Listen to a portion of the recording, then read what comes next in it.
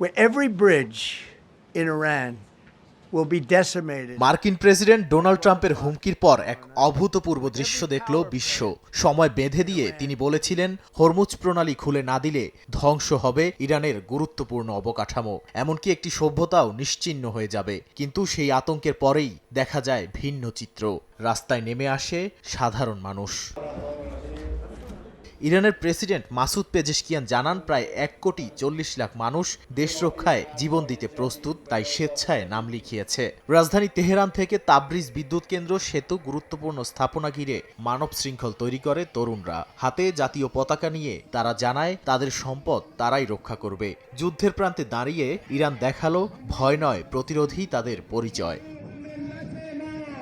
ইরানের যুব কাউন্সিলের কর্মকর্তা আলীরেজা রহিমি সরাসরি আহ্বান জানান, শিক্ষার্থী, শিল্পী, ক্রীড়াবিদ সবাইকে এগিয়ে আসার। রাজনৈতিক মতভেদ ভুলে জাতীয় সম্পদ রক্ষায় ঐক্য গড়ার এই ডাক দ্রুত ছড়িয়ে পড়ে দেশ জুড়ে। এর আগেও পারমাণবিক স্থাপনা ঘিরে এমন মানব ঢালের নজির রয়েছে, তবে এবারে পরিসর অনেক বড়।